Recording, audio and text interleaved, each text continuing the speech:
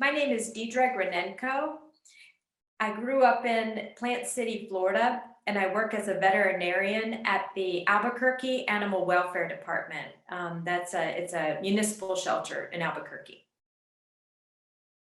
My daily responsibilities are taking care of all the animals in the animal shelter, and basically doing surgeries, spay neuter surgeries, for animals that are adopted, and then also doing surgeries for any injured animals, removing masses or growths, anything that comes in injured with lacerations, doing those sorts of surgeries, and looking at our whole population and trying to maintain a healthy population by isolating sick animals from the healthy ones.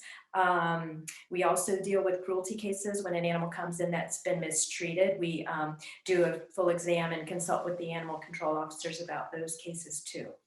So that's pretty much what what our daily job involves. Usually what happens when I work at the West, we have two different shelters. We have East Side Shelter, West Side Shelter, and usually on the West Side Shelter, we're the only veterinarian working there. It's our smaller area. So we come in first thing in the morning, do pre-surgical exams on all of our patients and give them a sedative, and then we get started on surgery. So we're in surgery typically from about 9:30 till about 2 o'clock. And then after 2 o'clock is when I go and I do my rounds through the whole shelter and look at any vet checks that the kennel staff has brought to my attention that says, hey, this animal needs to be looked at. He's limping, he's got a bloody toe, things like that. From 2 on, I go do physical exams on those patients and till it's time to leave, and then put my notes in the computer, get those animals started on medications, things like that.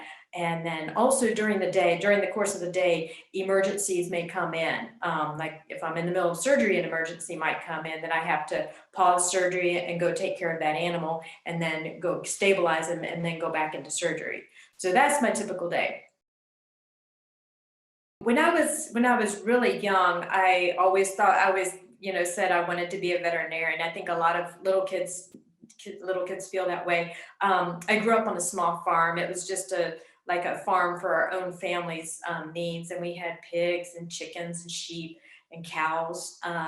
And so I, saw all those animals on the farm, and I always wanted to help them if they were injured. And so as I got older, I just stuck with that ambition that I wanted to be a veterinarian. And then when I was 15 years old, I got a job working at a vet clinic. And that helped to solidify my desire to become a veterinarian and really know that that was what I wanted to do when I saw what it involved. And I went for 4 years undergrad school to University of Florida, and then I applied to veterinarian school and got accepted to veterinarian school. And once I was graduating from vet school, you have to take a licensing exam for a national board to be board, so you're licensed, and then also state boards for that. And I worked in Atlanta, Georgia for about 15 years, and I worked in private practice for about 15 years. And I volunteered at the local shelter and decided that I wanted to work with shelter animals just because it was more exciting to me. I got to see more interesting cases and a large volume of animals. So it really keeps you busy, and that's what I wanted to do to be able to help more animals. And at that time, that's when I applied for a position out here in Albuquerque because I loved New Mexico and decided I wanted to move out here, and found a job at the Albuquerque Animal Welfare Department. So yeah, that's how I ended up here. When I was in elementary school, I had a hard time with math and science. And, back then it was, I knew I needed to really develop better skills in math and science if I wanted to be a veterinarian. So by the time I hit high school, I really was trying very hard and really had to work hard at it at that point. And I remember in high school, I had a math teacher who was just a wonderful math teacher, and I always struggled with math. And it was trigonometry, and I was dreading having to take trigonometry, and I got in it and I absolutely loved it. And that was a real shift for me, I think, because it helped me have more fun learning.